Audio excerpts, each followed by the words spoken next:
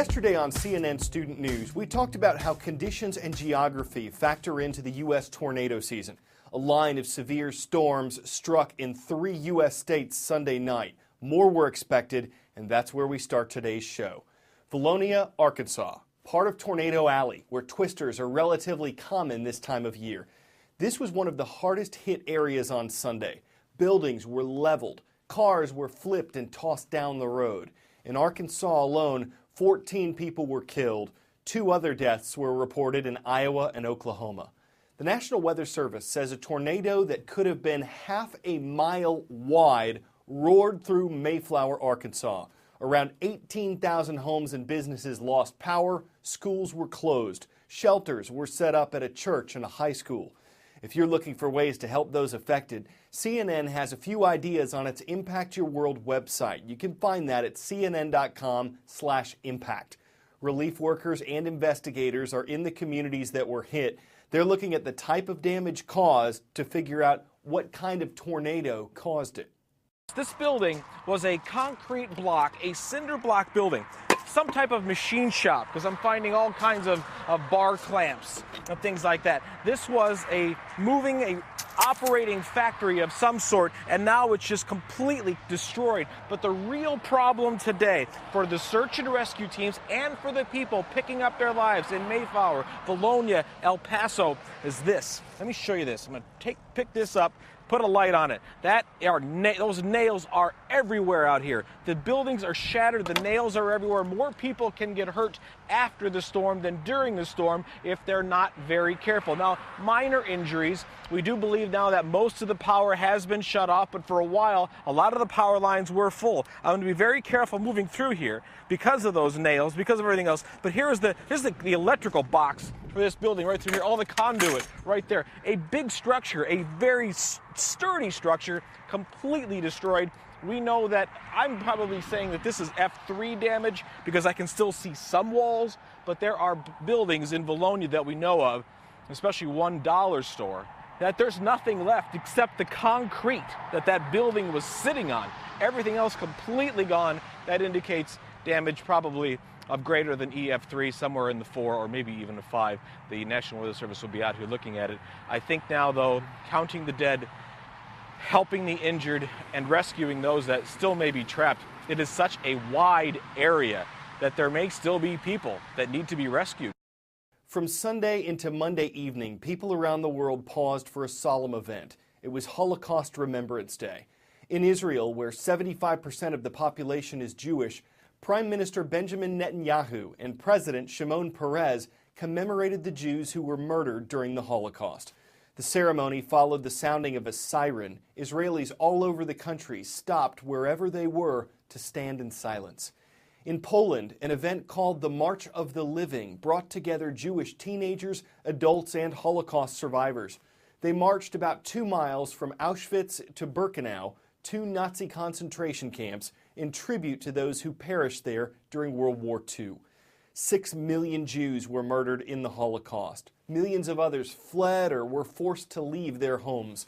And when the Allied forces liberated concentration camps, they immediately began hunting the Nazis responsible. Holocaust Remembrance Day aims to ensure this never happens again.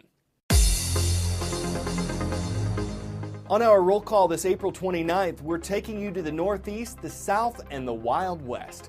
First, I gotta say hello to the Tigers. Tunkhannock High School in Tunkhannock, Pennsylvania. Great to have you on our roll. Next, we're headed to Alabama. West Morgan Middle School is watching, home of the Rebels of Trinity. And galloping out to the Centennial State, we're riding with the Colts. They're online at Pueblo South High School in Pueblo, Colorado.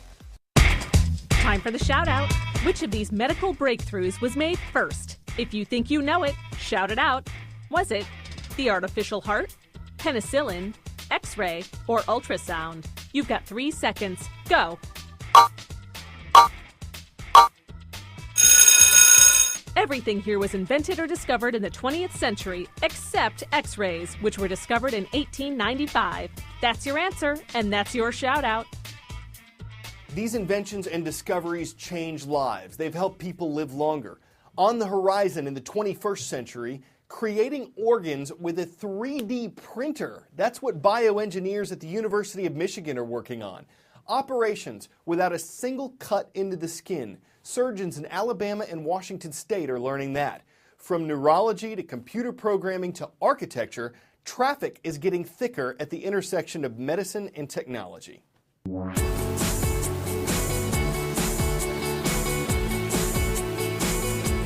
Instead of ink coming from that printer cartridge, it was living human cells.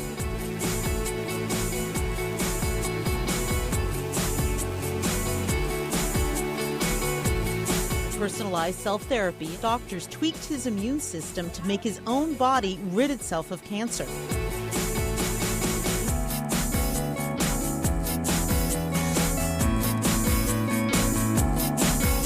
Surgery without incisions. There's something new going on in science now using the power of genomics and big data.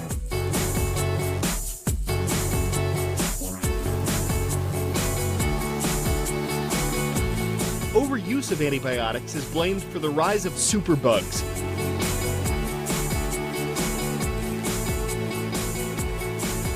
Purified air, filtered water, vitamin C infused showers, posture perfect floors, all part of a new way to design, build, and live.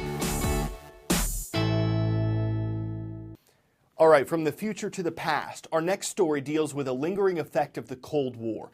This was a rivalry between the Democratic United States and its allies and the Communist Soviet Union and its allies. It started shortly after World War II and lasted until the Soviet Union collapsed in 1991.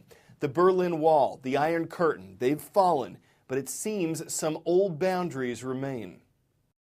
Pundits have said that the crisis between Russia and the West over Ukraine is a symbol of a new Cold War. There's been much talk about old dividing lines. Russia has been accused of building a new Berlin Wall. Putin has said he doesn't want another Iron Curtain. But did you know that those old Cold War boundaries are actually still dictating lives today? Here's how. Straddling the border between the Czech Republic and Germany lies the largest protected wildlife zone in Central Europe.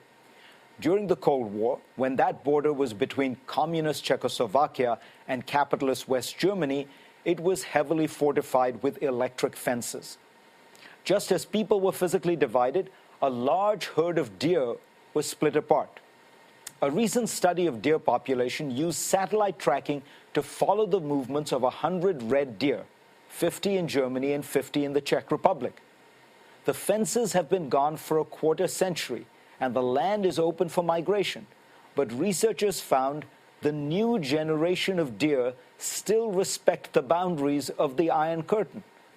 According to the scientists who led the project, biologically, it would make sense for a mountain range to be the natural barrier between populations of deer, not this invisible fence.